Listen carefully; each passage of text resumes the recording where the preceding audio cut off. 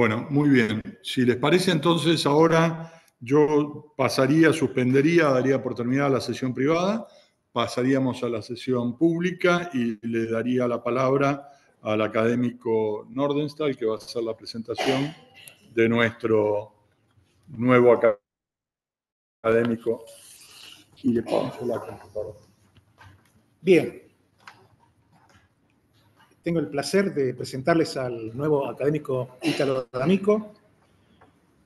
En su formación académica, él es retirado, licenciado en Seguridad Marítima, es licenciado en Administración Naviera de la Universidad de la Marina Mercante, tiene un posgrado en Derecho de la Navegación del Mar, hecho en la Asociación Latinoamericana de Derecho de la Navegación y del Mar, es magíster en Transporte en el Instituto de Enseñanza Superior del Ejército, tiene una especialización en Gestión de la Seguridad Marítima y Protección Portuaria en el Instituto Universitario de Seguridad Marítima.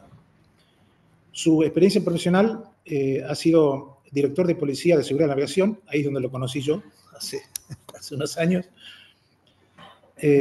Ha sido prefecto de zona lacustre y Comahue, jefe del Departamento de Seguridad de la Navegación, jefe del Departamento de Coordinación OMI, capitán de barcos en Mantilla, inspector de buques por el Estado Rector del Puerto, auditor de sistemas de gestión de seguridad, es el secretario ha sido el secretario del Acuerdo Latinoamericano sobre el control de buques por el Estado Rector del Puerto y ha sido asesor técnico en la representación argentina ante la OMI. Estimado académico D'Amico, adelante. Muchas gracias. Bueno, muchas gracias ante todo. Muy buenas tardes, tanto a los que nos están escuchando, a la distancia, por supuesto, a los que están presentes. Para mí realmente es un gran placer y es un honor estar aquí compartiendo con ustedes este ámbito, digamos, académico.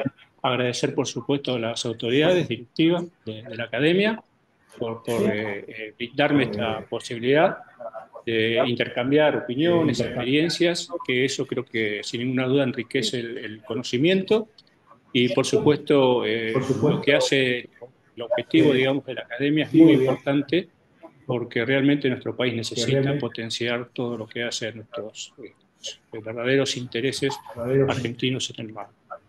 Así que eso fue uno de los grandes motivos que de alguna manera me empujó, ¿sí?, para estar aquí y tratar de aportar un granito de arena, como cada uno de ustedes, para tratar de fortalecer nuestras capacidades y nuestros intereses, de manera que eso brinde un mayor bienestar a toda nuestra población, nuestro país. Ahora bien, me habían planteado en su momento brindar algún tema específico, de alguna manera como para romper el hielo.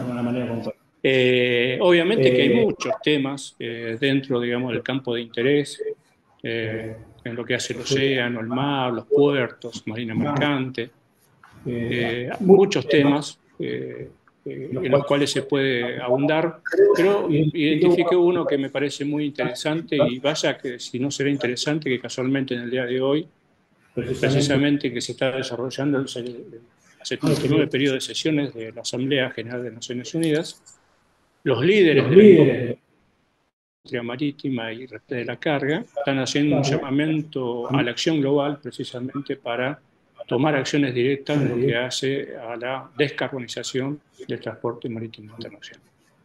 Esto con lo cual lo pone un tema que lo pone prácticamente en el tope de la agenda en todos los países, digamos, que entienden que la actividad marítima es una herramienta estratégica para proyectar no solamente sus intereses, sino también para estar vinculados con el mundo, con el comercio, y que por supuesto toda esa actividad genera un bienestar general y permite que la humanidad se desarrolle en un entorno sostenible.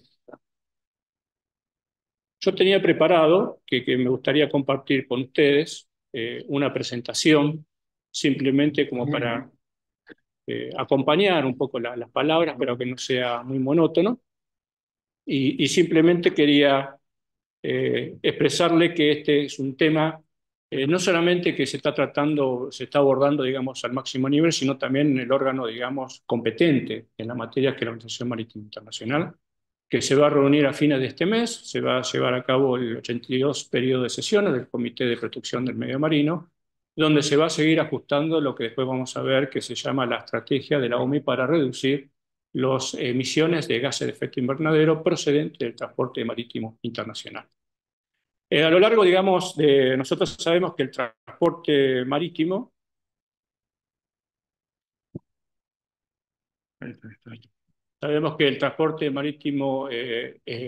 es, digamos, un elemento muy importante. ¿Por qué? Porque de alguna manera sostiene a la economía mundial.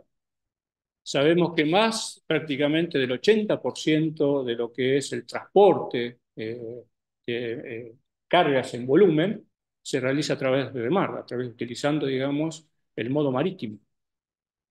Con lo cual, pero a su vez se plantea, digamos, una gran, por así decirlo, una gran encrucijada. Porque por un lado se le exige que esta actividad siga creciendo para sostener el crecimiento económico mundial.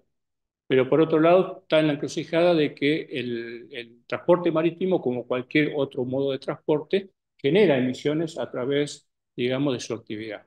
Y son emisiones que a lo largo, digamos, con el tiempo y a los efectos de la acumulación, se empiezan a considerar que son importantes esas emisiones, y con lo cual hay que empezar a tratar de alguna manera considerarlas y a reducirlas, a los efectos precisamente que no generen un impacto, digamos, un impacto negativo, sobre todo al medio ambiente. Por eso siempre vinculamos esto de la descarbonización del transporte marítimo internacional con la protección del medio marino. En esta exposición vamos a ver no solamente la relación que existe entre el océano y el cambio climático, que hoy en día está de moda, todo el mundo está hablando de este fenómeno, del cambio climático, generado por actividades, digamos, antropogénicas por el hombre, y en particular en lo que hace el tema que estamos abordando, se refiere a las emisiones de gases de efecto invernadero procedentes del transporte marítimo internacional. También vamos a tratar de abordar algunos aspectos de los esfuerzos internacionales que se están realizando. Hay distintos foros internacionales donde este tema se está abordando. Obviamente que la Organización Marítima Internacional sigue siendo el organismo competente para que a través de este organismo los estados establezcan las normas, las reglas, ¿sí?, para prevenir, controlar y mitigar los efectos de los gases de efecto invernadero, tal cual también lo prescribe la Convención de Naciones Unidas sobre el Derecho al Mar en el artículo 211.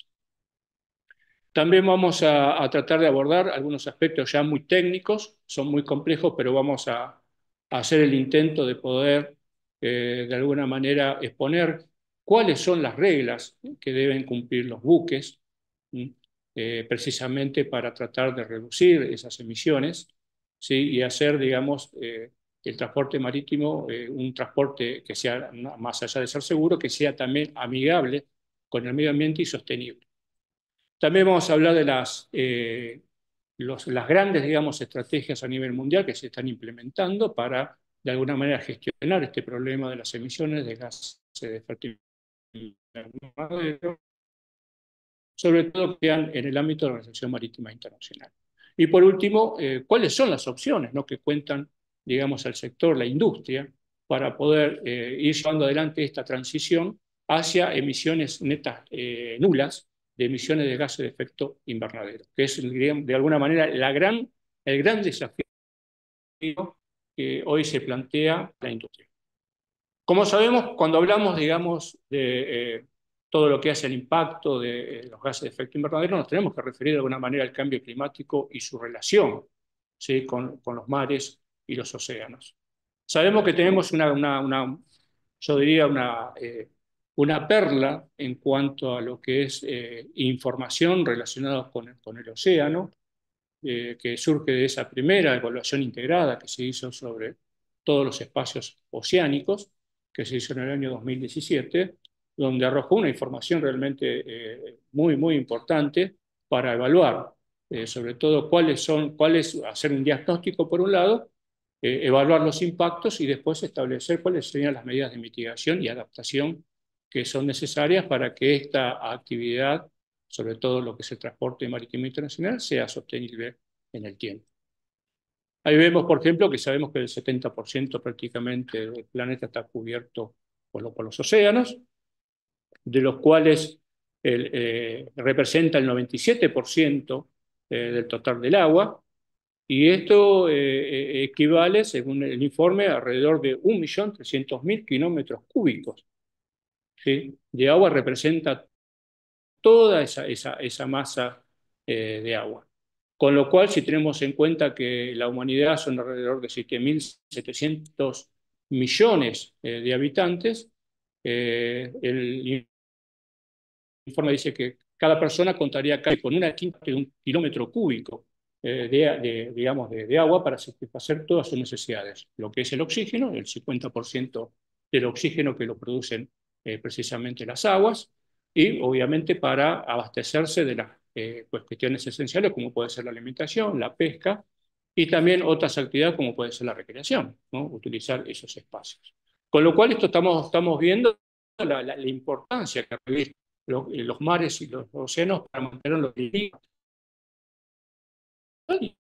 porque está absorbiendo más del 26% de todo el CO2 que se emite a la atmósfera, lo está absorbiendo, digamos, los mares y los océanos.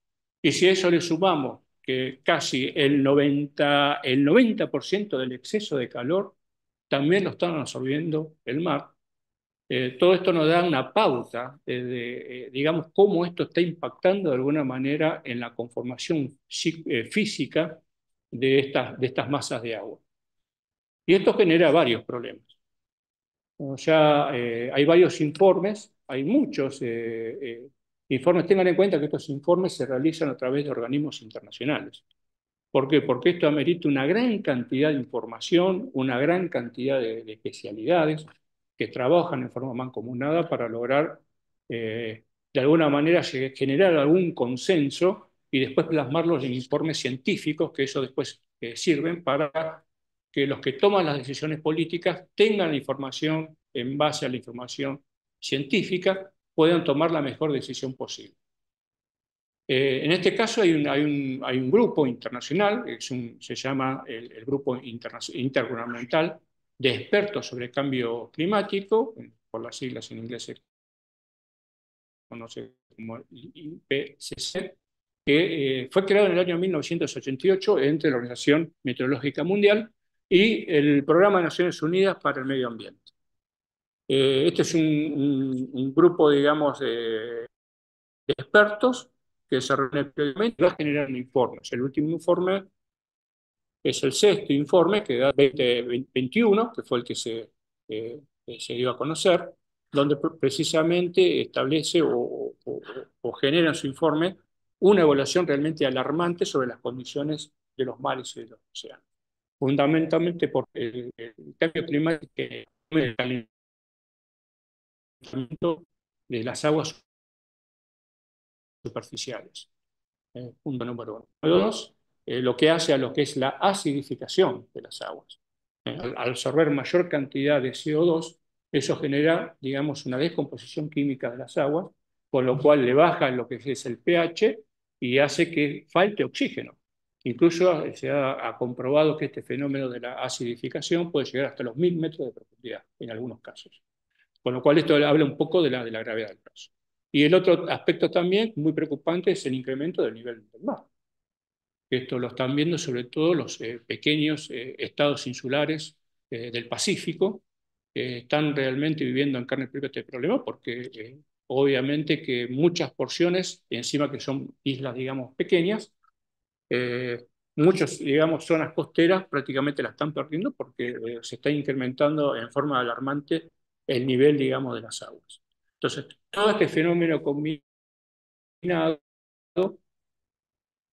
hace de que, evidentemente, el problema de las emisiones de gases de efecto invernadero es un problema realmente muy grave y que la comunidad internacional, obviamente, ha tomado nota, pero no es tan fácil también buscar una solución definitiva, y ni menos en el corto plazo, sino que se está trabajando siempre en el mediano y el largo plazo.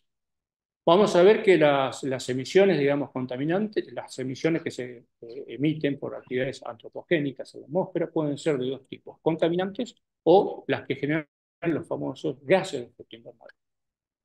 Los contaminantes son las que generan, por ejemplo, las emisiones que genera la combustión que realiza el buque y genera, por ejemplo, los óxidos de azufre o óxidos nitrosos, ¿sí? A eso hay que sumar lo que se llama materia particulada y después están los compuestos orgánicos volátiles, ¿sí? Que son generalmente lo que se genera cuando el buque está en puerto y está generando algún tipo de carga o descarga de algún tipo de combustible. Después vamos a ver cómo se va, de alguna manera, administrando este tipo de emisiones. Estas son emisiones contaminantes, porque producen también sus impactos, ¿sí? Por ejemplo, si vamos al caso de lo que es los óxidos, digamos, nitrosos, junto con el material particulado, esos, una vez que se elevan a la atmósfera, que pueden, digamos, por acción, digamos, del viento, pueden viajar a muchos kilómetros, y eso se descompone con la luz solar y genera lo que se llama el ozono troposférico, es decir, el ozono malo. ¿Por qué? Porque ese ozono es precisamente el que refleja, digamos, los rayos solares, los rayos infrarrojos, y produce una aceleración de lo que es el proceso de calentamiento global, el efecto invernadero, lo que se llama. Aparte de producir otros fenómenos, como puede ser el smog, que lo vemos sobre todo como el óxido nitroso no solamente lo generan los buques, sino también las usinas eléctricas en las costas o los motores a combustión interna que vemos los vehículos que vemos en las ciudades. Y también produce lo que es el fenómeno de la lluvia ácida, ¿sí? Que sabemos que nosotros tenemos mucha experiencia acá en la central térmica de Buenos Aires, sabemos que cuando eso está funcionando a pleno y generalmente viene el viento del oeste, sobre todo a la mañana, aparecen muchas veces cuando se generan, digamos, condensan, digamos, esas partículas y se produce la famosa lluvia. Vemos en algunos casos en los autos, en los techos, algún tipo de polvillo finito, y eso precisamente es la lluvia ácida que se conoce. Bien,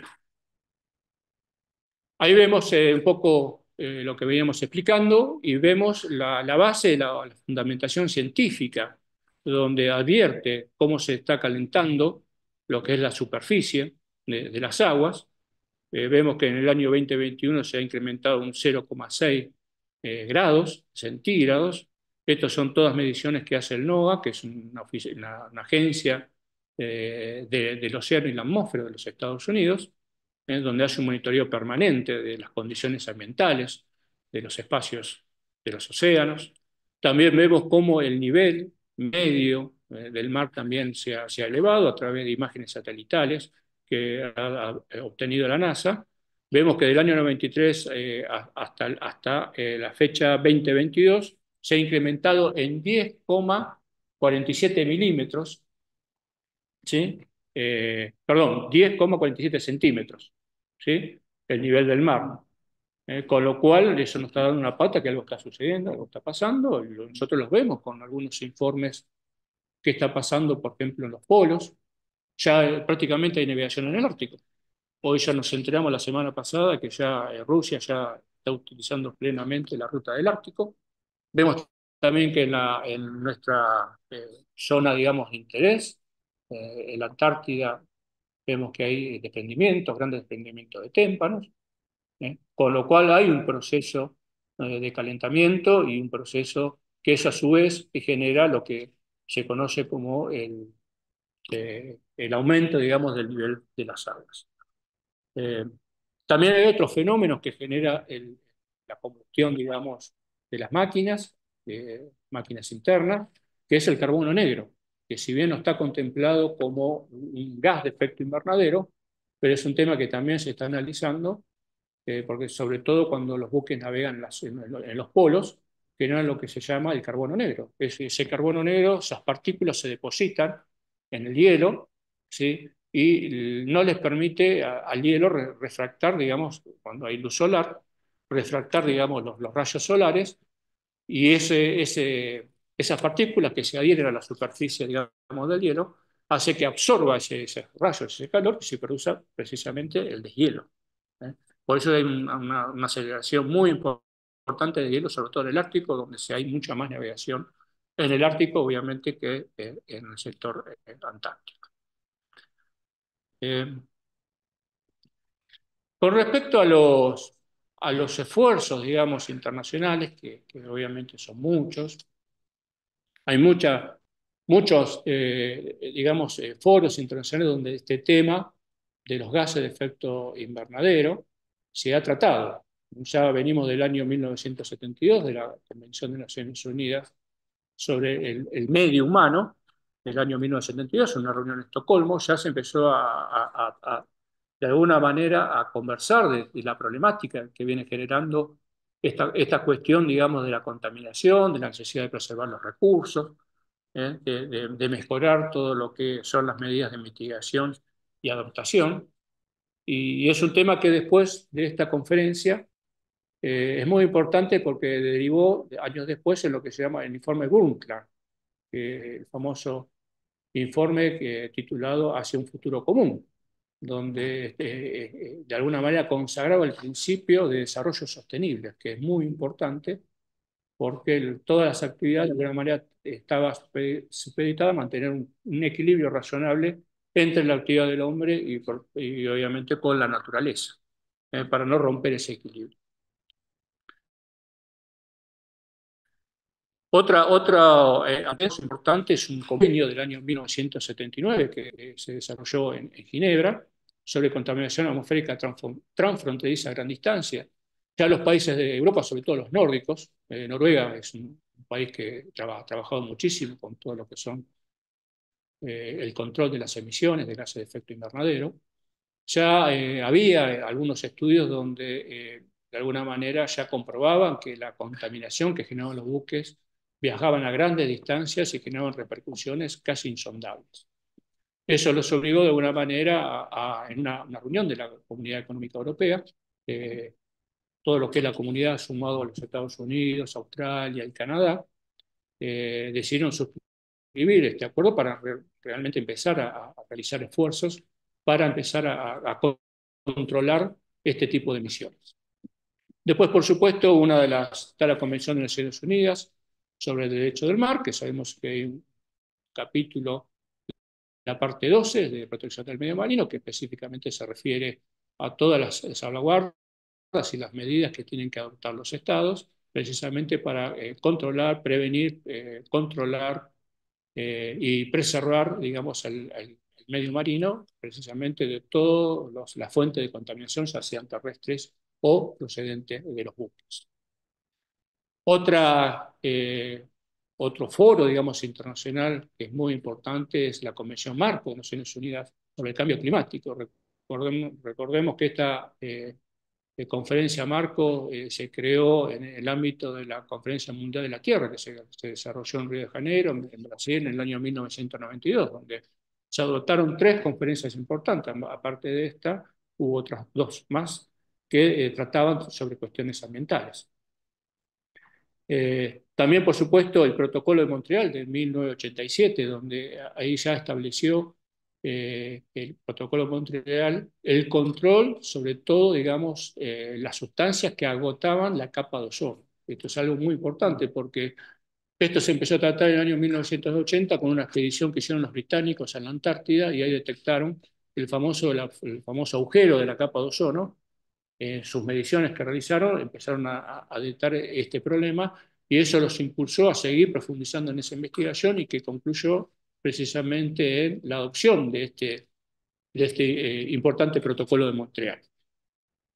También tenemos el protocolo, digamos, de Kioto del año 1997, que mejora, por supuesto, el protocolo de Montreal, donde ya sí ahí incorpora las emisiones procedentes no solamente de las sustancias que agotan la capa de ozono, sino también todos los emisores o las fuentes emisores que generan gases de efecto invernadero y se liberan, digamos, a la atmósfera. Por supuesto, uno de los acuerdos más importantes y que hoy en día podemos decir que es el pilar que sostiene todo este esfuerzo a nivel internacional para reducir el calentamiento global es precisamente el Acuerdo de París, ¿no? Que es una derivación del convenio marco de Naciones Unidas sobre el cambio climático, y se adoptó en el año 2015 en la COP21, la Convención de las Partes de esta conferencia marco. Se adoptó esta importante conferencia. ¿Cuál era el objetivo? El objetivo fundamental era mantener el promedio del nivel de temperatura por debajo de los 2 grados centígrados, con respecto a los niveles preindustriales. Y a su vez sostener los esfuerzos para que ese aumento de temperatura promedio global no supere 1,5 grados.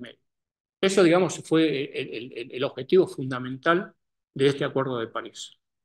Y se hizo porque obviamente todos los escenarios de emisiones que se emitía a distintos niveles, ya sea escenarios tanto en lo económico como en los científicos, auguraban, digamos, un problema grave para este siglo, sobre todo para mitad de siglo, donde los resultados iban a ser catastróficos, en el sentido que si no se adoptaban medidas urgentes para reducir las emisiones que eso provocaban el calentamiento global, obviamente las consecuencias de los fenómenos que estamos prácticamente nos estamos enterando todos los días, de tormentas muy fuertes, de vendavales,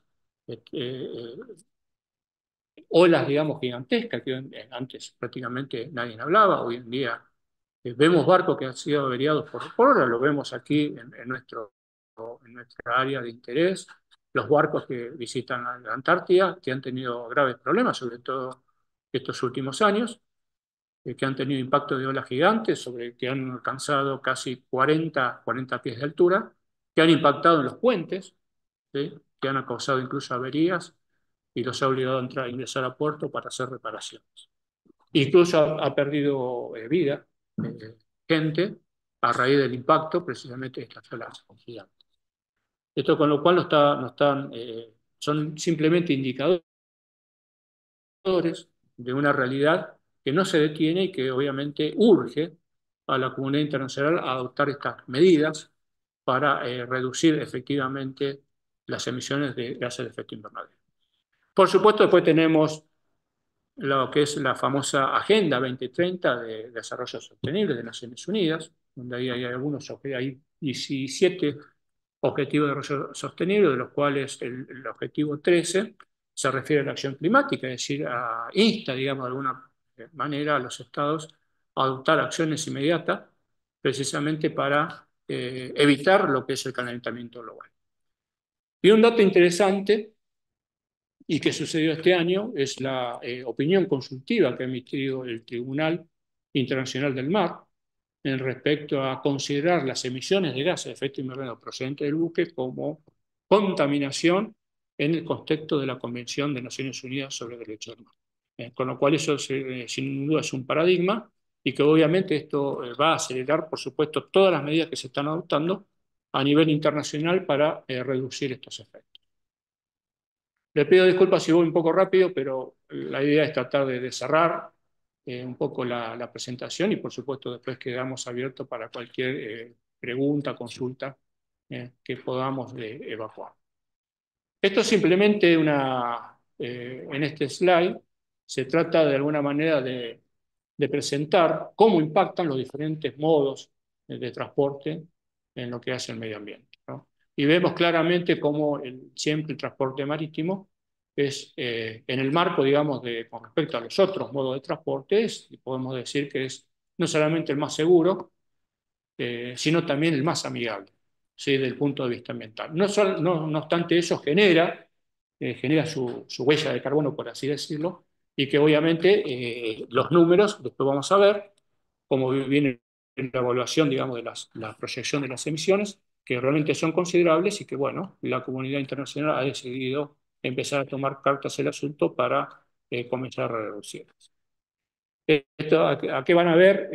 Una de las fuentes de información es el cuarto informe de gases de efecto invernadero que se generó en el año 2020, que es el que utiliza la Organización Marítima Internacional precisamente como base, como fundamento, para después establecer las normas que van a regular la operación del punto de vista técnico como operacional de los buques. Esto simplemente para graficar muy rápidamente es cómo se queman, digamos, los combustibles y vemos que eh, depende del tipo de combustible, es el impacto también que genera, digamos, en la atmósfera. Sabemos que uno de los principales es el carbón, ¿sí?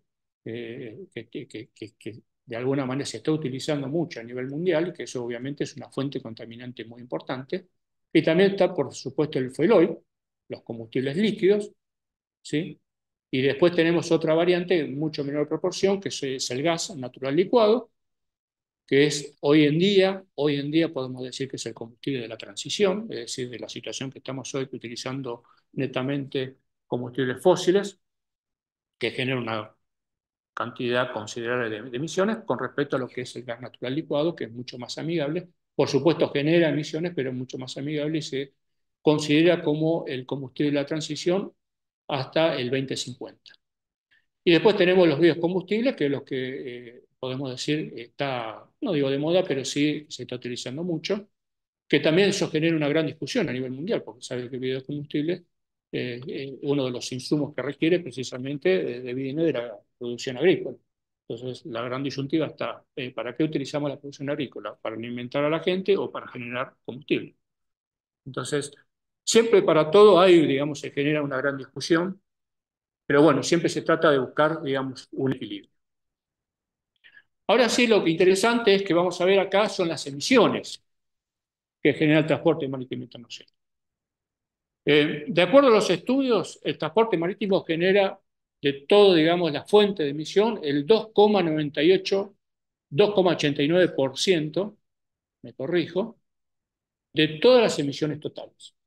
¿Sí? Uno podría decir que es poco, pero eh, digamos que a nivel internacional se considera que el transporte marítimo puede hacer todavía mucho para seguir reduciendo ese nivel, digamos, de emisión.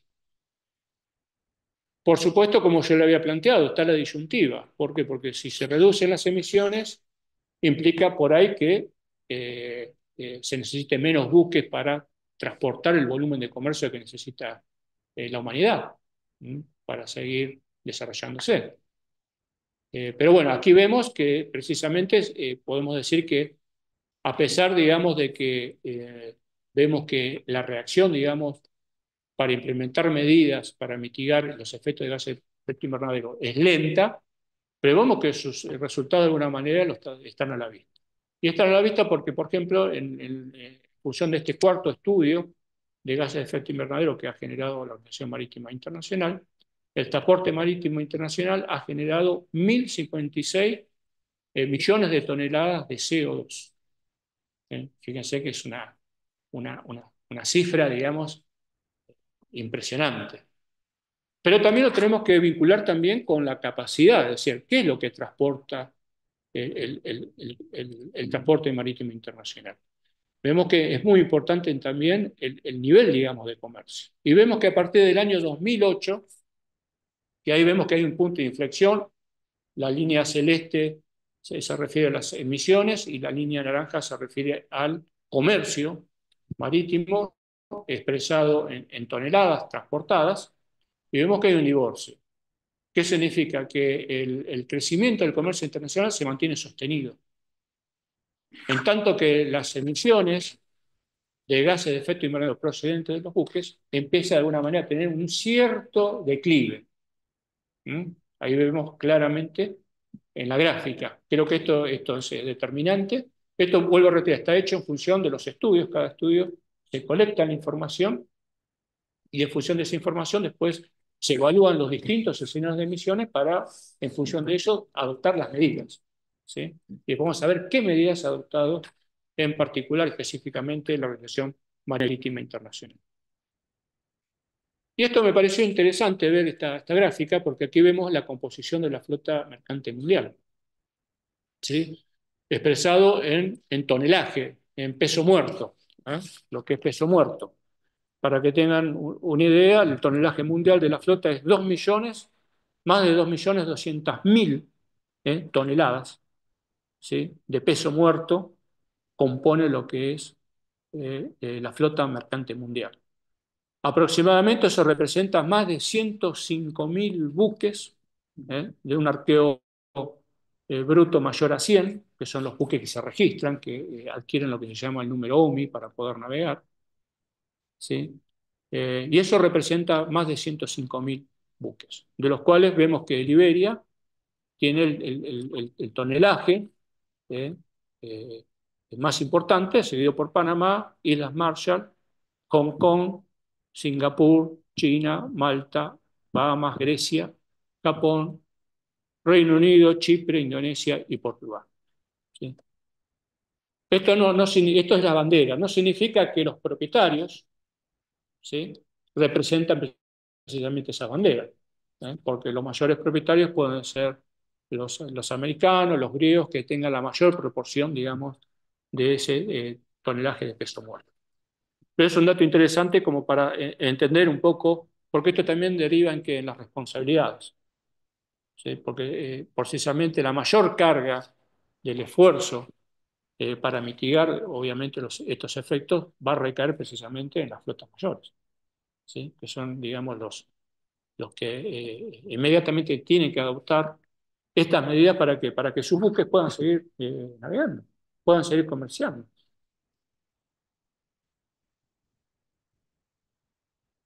Esto es un cuadro, no lo voy a entretener mucho, pero es interesante porque de alguna manera establece una línea de seguimientos, ¿sí?, de cómo fue el proceso que ha realizado la Organización Marítima Internacional para llegar actualmente hoy, que es una estrategia revisada, que esto fue en el año 2023, sobre la reducción de gases de efecto invernadero procedente del transporte marítimo internacional.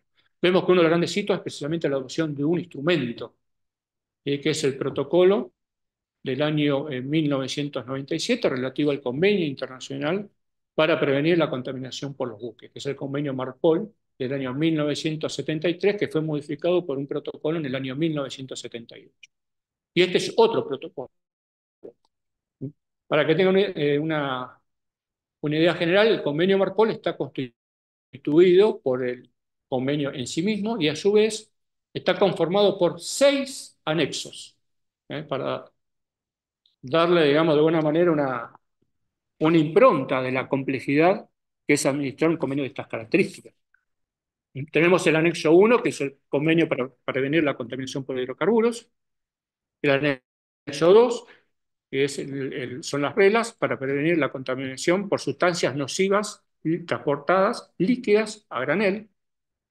Tenemos el anexo 3, que es el transporte de sustancias en bultos. También tenemos el anexo 4, que se refiere a aguas sucias o aguas grises, siempre procedente de los buques. El anexo 5 se refiere a basuras, no solamente las basuras que se pueden tener a bordo, que pueden ser producto, digamos, de la limpieza, de la alimentación de a bordo, de los insumos, sino también, por ejemplo, de los plásticos e incluso del material residual, por ejemplo, de una limpieza de bodegas. Todo eso es considerado dentro de lo que es el anexo 5 de MARPOL. Y tenemos el anexo 6, que es precisamente el tema de que la idea es profundizar, que es prevención, son las reglas internacionales para prevenir la contaminación atmosférica por los buques. Sin una duda, un anexo muy complejo, pero vamos a tratar en líneas generales de poder explicar. Este anexo C contiene alrededor de 30 reglas, la mayoría son todas reglas eminentemente técnicas, pero básicamente aborda todas las cuestiones que hacen a las sustancias que agotan la capa de ozono, aborda las cuestiones de óxido de nitrógeno. Como todo convenio también tiene a su vez códigos técnicos, para que tengan una idea. Digamos, la OMI ha elaborado más de 50 convenios internacionales y tiene casi un centenar de códigos técnicos que se complementan precisamente con esos convenios internacionales. Trata la cuestión de los óxidos de azufre y la materia particulada. También establece zonas de control de emisión, es decir, un buque no puede navegar libremente por cualquier lado, ¿sí? También tiene limitaciones en función en las condiciones en que va a navegar. También se refiere a lo que es la disponibilidad y calidad del fuel oil que utilizan los buques, cuestiones que hacen la incineración a bordo, algo muy importante, instalaciones de recepción, ¿sí? Es decir, que los puertos estén en condiciones para recibir los residuos que van generando los buques tras la aplicación de este protocolo. Y lo que es muy importante y que se ha trabajado últimamente es los aspectos que hacen a la eficiencia energética de los buques y a la clasificación de intensidad de carbono operacional en el cual se asignan los buques. Algo muy novedoso y que vamos a ver que así como vieron cuando uno compra una heladera se fija qué eficiencia energética tiene la heladera. ¿Es A, B, C o D? ¿Sí? Bueno, los buques lo mismo. A, B, C, exactamente lo mismo. Para entender un poco cómo ha ido evolucionando las medidas técnicas y operacionales, este código, este protocolo, perdón, que es el anexo 6 del convenio Marpol, tuvo dos grandes enmiendas, uno en el año 2011 y otro en el año 2021. En el 2011 se puso mucho énfasis en lo que es la eficiencia energética del buque, es decir, los motores de estos buques que llevan los buques, obviamente tienen que cumplir ciertos requerimientos de emisión. Si tienen cierto límite de emisión. ¿Qué tipo de emisión? De óxido de nitrógeno, ¿sí? Y de material particulado. Y después la visión fue mejorando y fue cambiando, y lo que se trata ahora también es de mejorar lo que es el índice operacional de los buques.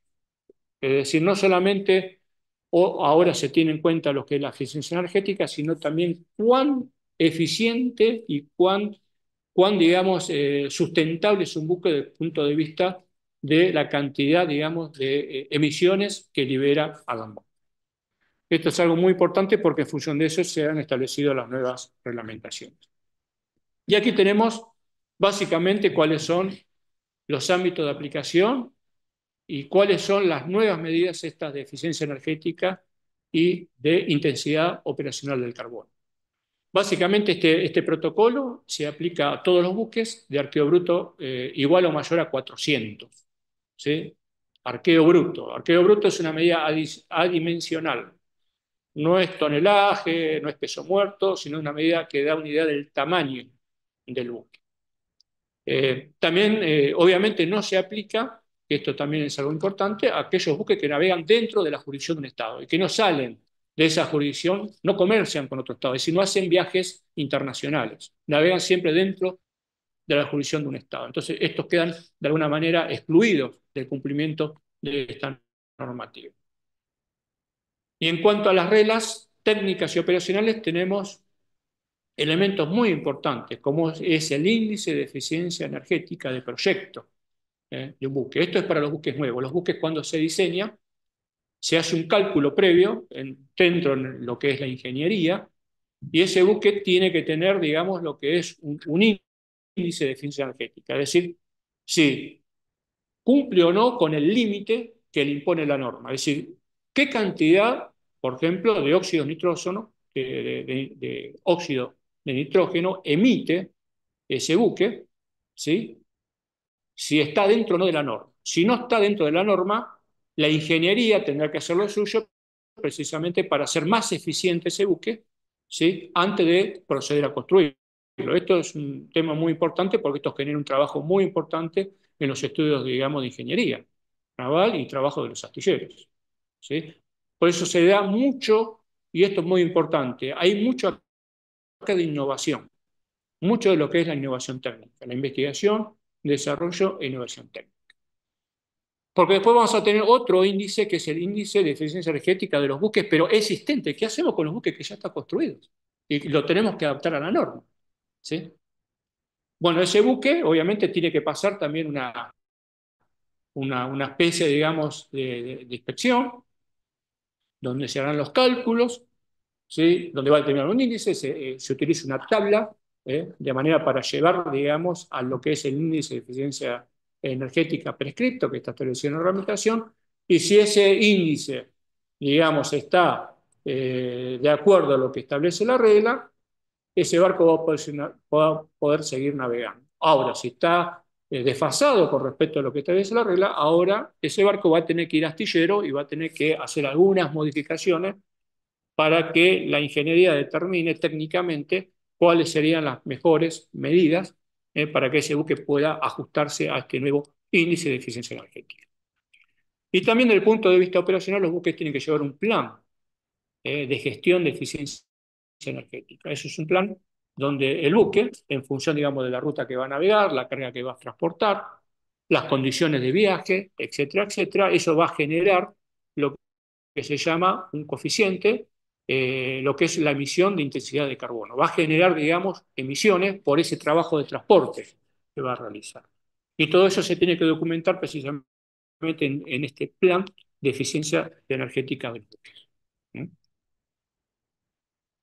En cuanto rápidamente, los óxidos de nitrógeno, ya habíamos comentado cuáles, digamos, son los efectos. No quisiera ya aburrirlo, pero sí un detalle muy importante, que los buques emiten niveles significativos de óxido de nitrógeno, alrededor del 40% de las emisiones totales de este componente, de este gas de efecto invernadero, precisamente los generan los buques. Por eso la Organización Marítima Internacional ha trabajado mucho en lo que desarrollar lo que es el código técnico de óxido de nitrógeno para su aplicación en los motores. Ahí vemos muy rápidamente que los óxidos, digamos, de nitrógeno se miden en gramos por kilowatt hora de funcionamiento del motor. Todo buque que tenga instalado una planta motriz propulsora de mayor a 130 kilowatt hora debe cumplir con estas normas, ¿sí? Y se establecieron en principio 3 niveles. Cada nivel, por supuesto, es mucho más exigentes, de manera de ir reduciendo progresivamente todo lo que hace a las emisiones atmosféricas. Esto es lo que lo comentaba, lo que son los óxidos, el código técnico, NOx. Es muy importante que los buques puedan utilizar algunas innovaciones tecnológicas. Por ejemplo, lavar esos gases de escape para precisamente reducir las emisiones de nitrógeno y material particulado, utilizar ya sea sistemas de lavado de gases de escape o bien sistemas de catalizador selectivo, ¿sí? Que eso permite de alguna manera filtrar esos gases para que sean lo menos nocivos posibles.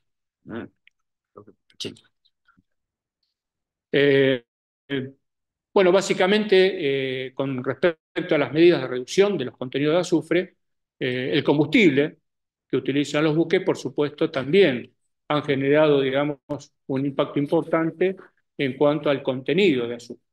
Hoy en día los buques, a partir del año 2020, tienen un nivel de 0,5 masa de contenido de azufre, con lo cual lo hace mucho más amigable para lo que es el medio ambiente. Aquí tenemos explicado de alguna manera cuáles son las zonas de control de emisión.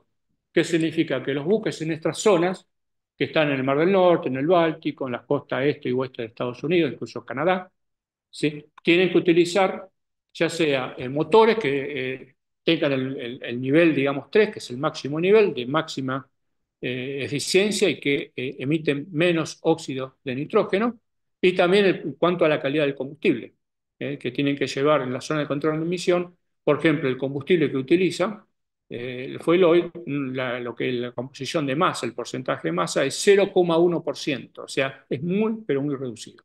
El nivel global, perdón, es 0,5%. Para navegar en estas zonas de control de emisión se requiere el 0,1%.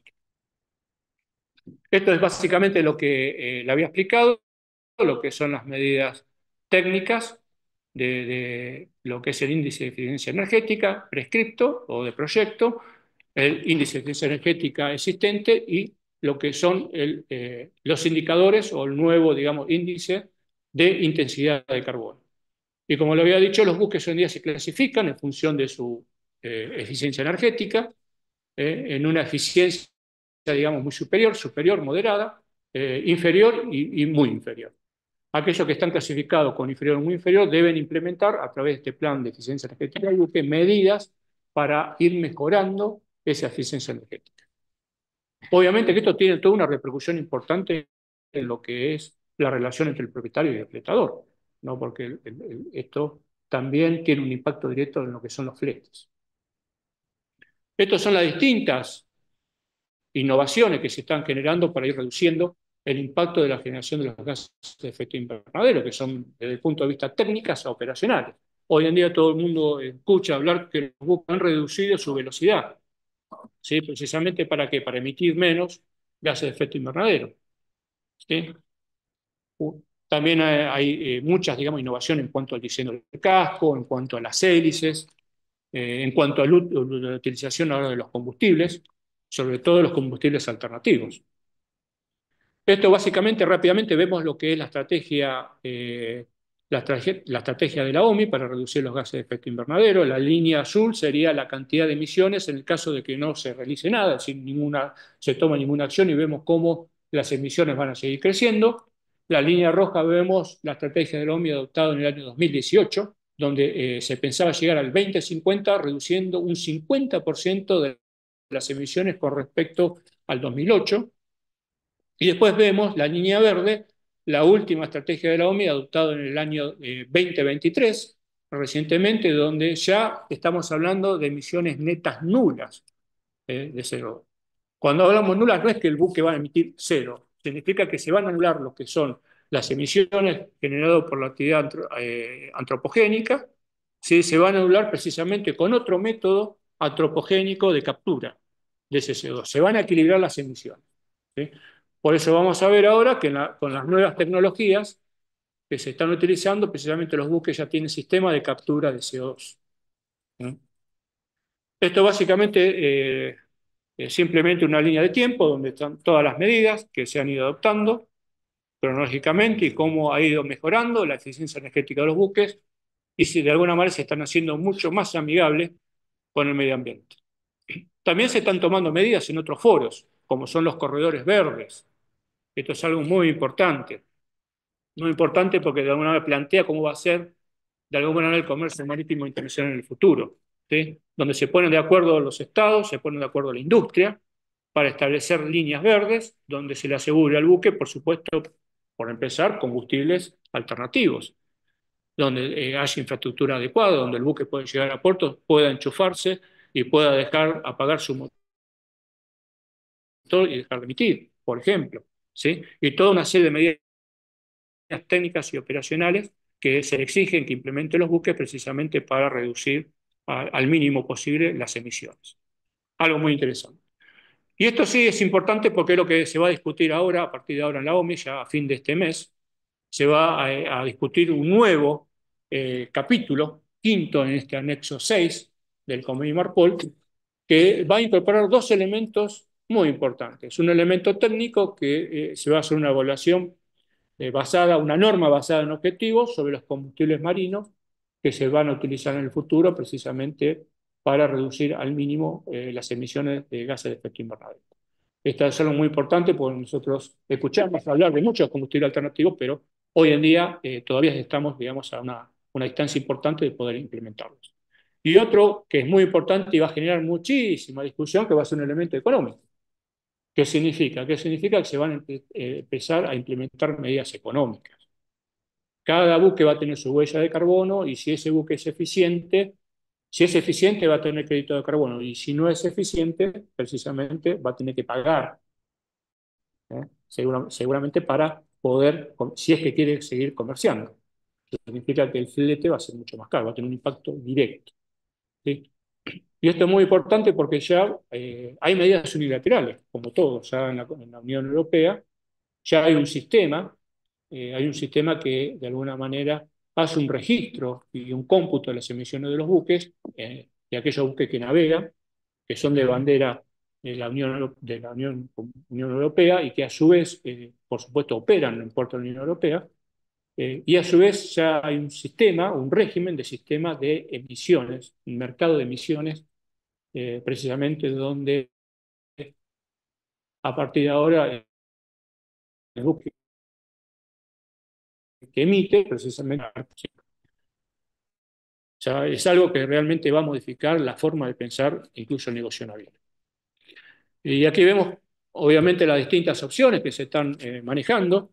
Por supuesto, todo lo que son los combustibles alternativos es la primera línea que se está tratando de avanzar. Ya se está hablando del hidrógeno, se está hablando del amoníaco, ¿sí? Por supuesto que para eso falta mucho, hay que elaborar muchas normas, hay que cambiar instrumentos, convenios internacionales, hay que asegurar la infraestructura, que es lo mucho más difícil, ¿sí? Y sobre todo la disponibilidad suficiente de ese combustible para los buques. Recuerden que los buques navegan por todas partes del mundo y a donde seguramente a donde van a necesitar seguramente repostar y bueno, van a necesitar contar con esta infraestructura y la disponibilidad de este combustible. También todo lo que hace la eficiencia energética va a seguir mejorando porque en la medida que la innovación y la tecnología vaya avanzando, los buques van a ser cada vez más complejos, van a traer mayores innovación.